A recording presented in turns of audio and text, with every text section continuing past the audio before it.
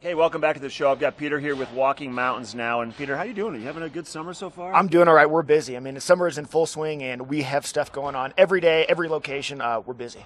And really, when we simplify everything that it is that you guys do, it's all about backcountry, woods, and education for the natural environment.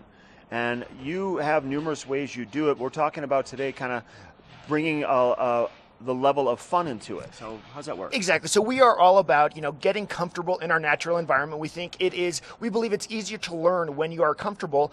And one of the ways kids get comfortable outside is playing. So we have all different ideas of how to learn through play. And this is one of the big new initiatives that Vail Mountain has taken on. And part of their epic discovery, their animal abilities kind of activities up there are all kind of this learn through play idea, different ways of engaging kids and people to get out there, have some fun, but there's also a learning component. So I brought a couple different examples of kind of this learn through play. First off, we can start with this kind of porcupine play. And what we have, so porcupine are rodents.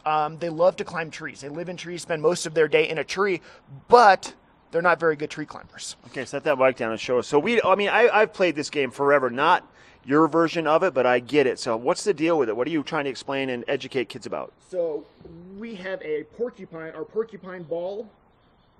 Who drew the porcupine on there? This is one of our local artists. I don't know exactly you, who, but maybe. Our ball is a porcupine, and the porcupines love to come out to the ends of the trees and get that fresh new growth. And so we can, play the game.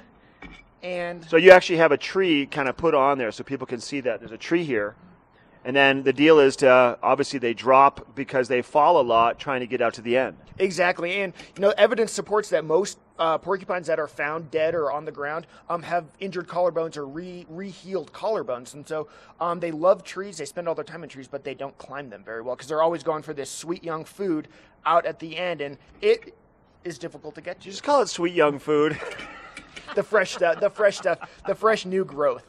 I love it. And this is just one of you guys have a lot going on there. Let's get into the Rubik's Cube. This is a good one too. Another kind of, classic game.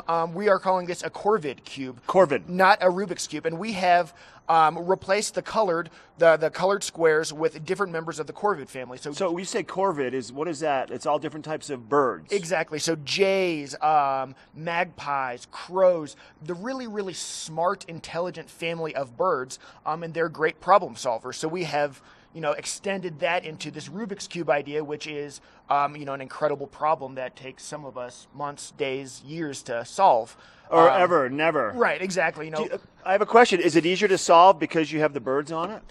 That is a good question. You can see it has not been twisted yet. No, I'm not going to touch it. I was going to say I don't want to be that guy. Different kinds of Corvids use tools. They use different kind of methods to solve these problems, and it's a fun game, but we've added that learning component in, and that's all about awakening that sense of wonder, having those questions, and then a naturalist is someone who goes out, asks those questions about the natural environment, does a little extra to learn and figure out the answers to those questions. So if people want to come up, and do you have all this up at the campus? So these are kind of our brainstorms that we're working on right now. We'd like to see these developed into larger displays that we could have out available. So this is kind of a behind-the-scenes look at what my team at Walking Mountains does. So they're not out on display yet, right. But check out the other animal ability experiences on Vail Mountain. And there are all different kinds of hands-on and active ways of engaging yourself and learning a little bit. Yeah, Epic Discovery up on top of the mountain. They've done a great job, and you guys are fully involved with it, and we thank you for doing that because you do a great job at the Nature Center right there in Vail for the bird walks, in Avon at the campus, and then obviously at the top of the mountain. Thanks. Yep, we have a lot of fun. Good to see you, Peter. Appreciate it. All right, Megan's got your weather coming up next.